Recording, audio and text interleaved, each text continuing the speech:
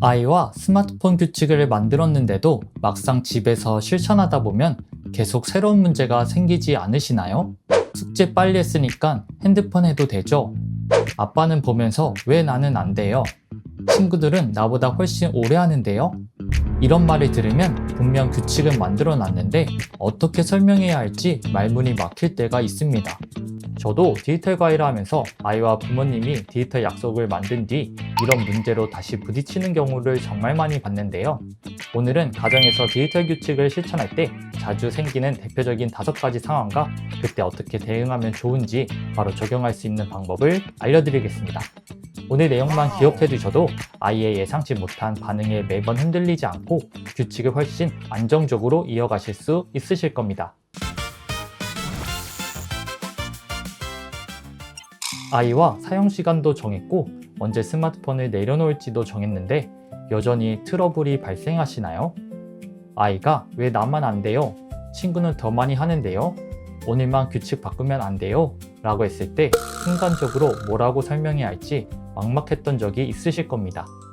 그래서 오늘은 제가 디지털 과외를 하면서 실제로 자주 만났던 대표적인 5가지 상황과 해결 방법을 간단하게 알려드리려고 합니다. 규칙은 처음 만드는 과정이 정말 중요하지만 그 규칙을 유지하고 조정하는 과정에도 부모님의 노력이 필요합니다.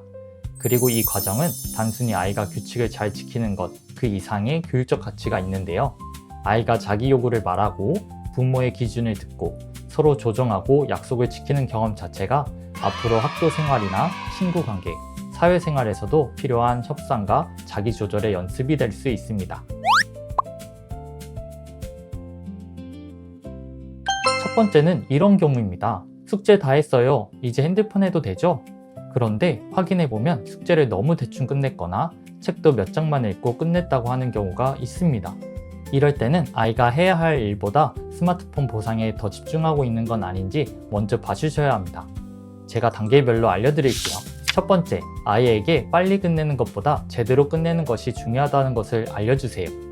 아이에게 이렇게 이야기해 주시는 거예요. 빨리 끝내는 게 중요한 게 아니라 정해진 걸 제대로 해내는 게 더 중요해. 이렇게 먼저 할 일을 끝내는 것에 대한 정확한 기준을 알려주세요. 두 번째, 할 일 끝내기의 기준을 구체적으로 정해주세요. 예를 들어 수학 숙제 끝내기가 아니라 오늘 문제를 다 풀고 틀린 문제까지 다시 풀어보는 게 오늘 할 일이야. 지금 시간부터 7시까지 숙제를 집중해서 해보는 거야. 처럼 구체적으로 정하는 겁니다. 책 읽기도 책 읽으면 스마트폰 보다는 20분 동안 읽고 기억나는 내용 하나 이상 이야기하기처럼 과정과 시간을 기준으로 잡아주세요. 세 번째, 모든 행동을 스마트폰 보상과 연결하지 마세요. 숙제나 자기 정리는 스마트폰을 얻기 위해 하는 일이 아니라 아이에게 필요한 일이라는 기준을 알려주는 게 중요해요. 오늘 숙제 끝냈으니 스마트폰 줄게. 대신 오늘은 빨리 끝내려 하지 않고 끝까지 확인했네. 처럼 해야 할 일을 아이가 스스로 했다는 것을 먼저 인정해주고 칭찬해주세요. 그리고 나서 스마트폰을 보상으로 주는 겁니다. 이때도 그냥 주는 것이 아니고 오늘 땡땡땡이가 해야 할 일을 끝까지 집중해서 잘해줘서 엄마가 스마트폰을 정해진 시간 동안 사용하게 해주는 거야. 처럼 말해주세요. 그러면 아이가 빨리 해야 스마트폰을 얻는다가 아니라 내가 해야 할 일을 제대로 하는 게 중요하구나 를 배우게 됩니다. 이렇게 3가지 방안을 단계별로 진행하신다면 아이가 스마트폰을 빨리 하기 위해 할 일을 대충 끝내기보다 자신이 해야 할 일을 정확히 해내고 그 과정에서 성취감과 기쁨을 느낀 뒤 스마트폰을 보상으로 받아들일 수 있습니다. 두 번째는 정말 자주 일어나는 상황인데요. 엄마도 핸드폰 보잖아요. 아빠는 침대에서 보면서 왜 나는 안 돼요? 이럴 때 엄마 아빠는 어리니까 돼 라고 말하면 아이 입장에서는 불공평하다고 느낄 수 있습니다. 이럴 때 단계별로 알려드릴게요. 첫 번째, 아이의 말을 바로 반박하지 마세요. 맞아, 네가 보기에 그렇게 느껴질 수 있어 라고 먼저 공감해 주세요. 두 번째, 똑같음과 공평함은 다를 수 있다는 걸 설명해 주세요. 이렇게 이야기해 볼 수 있습니다. 우리 집은 모두 똑같은 시간을 쓰는 게 아니라 각자 나이와 해야 할 일, 스스로 조절할 수 있는 정도에 맞게 규칙을 정하는 거야. 엄마 아빠는 업무 연락이나 생활에 필요한 일을 해야 할 수 있고 엄마 아빠는 어른이기 때문에 조절해서 쓸 수 있어서 스마트폰을 더 오래 쓸 수 있는 거야. 그리고 엄마 아빠는 힘들게 일도 하고 집안일도 하고 해야 할 일을 다 하고 하는 거야. 땡땡땡이는 아직 초등학생이기 때문에 조절하는 능력이 더 필요하고 해야 할 일을 다 하고 스마트폰을 사용하는 연습이 필요해.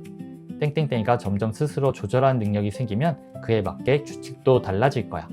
그러니 그때까지는 엄마 아빠랑 정한 규칙대로 정해서 사용해보는 연습을 하는 거야. 이때 형제 자매도 마찬가지입니다. 같은 초등학생, 중학생이어도 학년, 할 일, 자기 조절력에 따라 시간과 규칙이 다를 수 있음을 알려주세요. 여기서 핵심은 아이의 불만과 의견에 공감한 후에 아이에게 설득하고 이해시키는 것입니다. 순서가 정말 중요해요. 세 번째, 부모님도 가족 공통규칙은 같이 지켜주세요. 예를 들어 식사할 때는 스마트폰 내려놓기, 아이와 이야기할 때는 스마트폰 보지 않기, 잠자기 전에는 충전 장소에 두기처럼요. 아이에게는 이렇게 말할 수 있습니다. 땡땡땡이와 엄마 아빠 스마트폰 사용 시간은 다를 수 있어. 대신 우리 가족이 함께 지키기로 한 규칙은 엄마 아빠도 같이 지킬게. 이렇게 해야 부모와 아이의 규칙 기준의 다름을 유지하면서도 아이도 규칙을 더 납득하기 쉬워집니다. 이렇게 부모와 아이의 역할을 구분하고 가족 공통 규칙을 함께 지켜간다면 아이는 단순히 나는 왜 안 돼? 라고 느끼기보다 각자 나이와 역할에 따라 규칙이 다를 수 있다는 점을 이해하고 공평함과 책임의 기준을 함께 배우게 됩니다. 세 번째는 우리 반 애들은 2시간씩 한다는데요. 누구누구는 주말에 마음대로 한대요. 이렇게 친구와 비교하는 경우입니다. 이럴 때도 단계별로 알려드릴게요. 첫 번째, 가정마다 규칙이 다르다는 걸 먼저 알려주세요.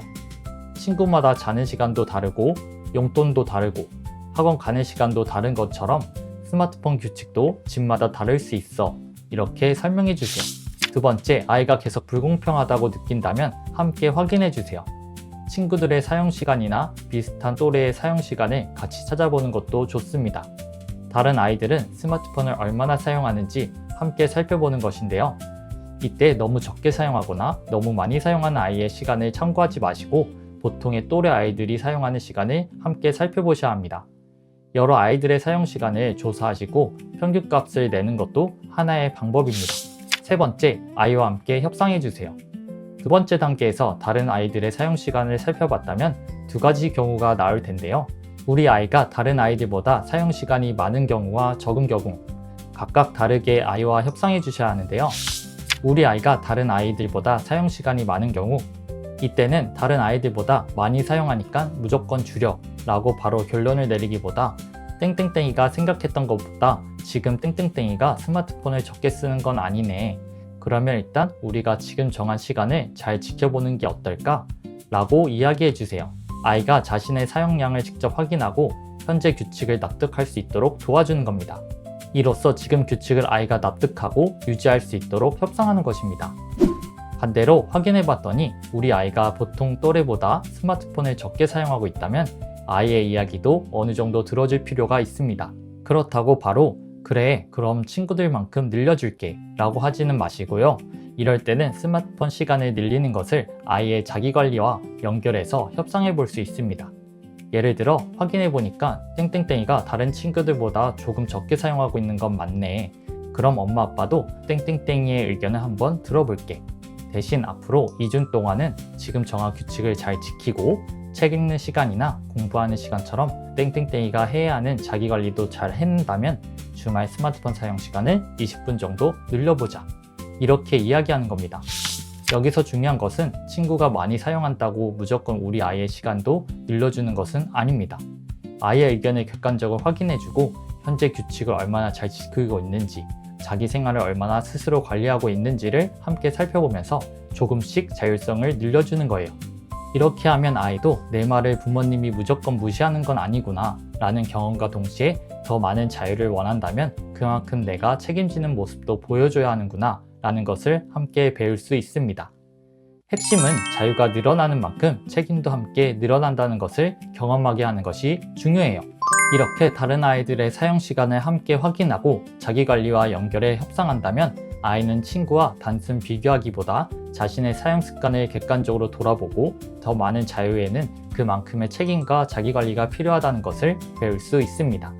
네 번째는 여행, 명절, 친구 집 방문처럼 평소 생활 패턴이 깨지는 날입니다. 이럴 때는 규칙을 완벽하게 그대로 지키기 어려울 수도 있어요. 이때도 단계별로 알려드리겠습니다.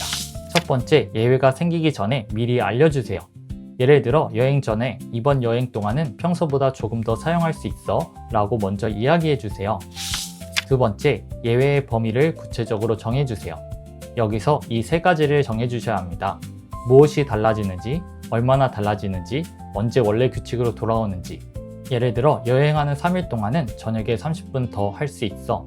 대신 집에 돌아오는 일요일부터는 원래 규칙으로 돌아가는 거야. 이렇게요.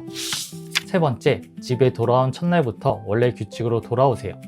오늘까지만 더 하고 내일부터가 반복되면 예외가 새로운 규칙처럼 자리 잡을 수 있어요. 그래서 돌아온 날부터 원래 사용시간, 원래 충전 장소, 원래 취침 규칙으로 돌아가는 게 중요합니다. 즉 예외를 없애는 것이 아니라 예외에도 규칙을 만들어주고 아이가 다시 일상으로 돌아왔을 때 원래의 규칙으로 돌아올 수 있도록 도와주는 겁니다. 여기서 중요한 것은 상황이 발생하기 전에 아이와 구체적으로 정하고 돌아오고 나서는 확실하게 원래의 규칙으로 돌아오는 것이에요. 아이가 생각하고 변명하고 빠져나갈 틈을 주지 마세요. 미리 정하고 확실하게 구분하고 계속 아이에게 말해주세요. 이렇게 예외 상황의 범위와 끝나는 시점을 미리 정해두신다면 아이는 평소와 다른 날에도 규칙이 완전히 사라지는 것이 아니라 상황에 맞게 조절될 수 있고 다시 원래 생활로 돌아오는 힘도 함께 길러야 한다는 것을 익힐 수 있습니다. 마지막은 아이가 규칙 자체를 바꾸자고 요구하는 경우입니다. 오늘 1시간만 늘려줘요. 이 규칙 없애면 안 돼요? 이런 요구가 나올 수 있죠. 이건 꼭 나쁜 신호는 아닙니다. 아이가 자기 의견을 말하기 시작했다는 뜻일 수도 있어요. 오히려 불만이 있는데 엄마 아빠에게 말을 안 하는 것이 더 안 좋아요.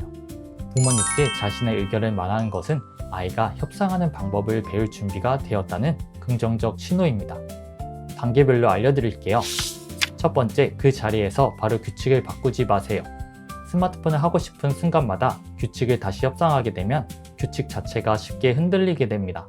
그래서 이렇게 말해주세요. 이건 지금 바로 바꾸는 게 아니라 우리 규칙 점검하는 날에 같이 이야기하자.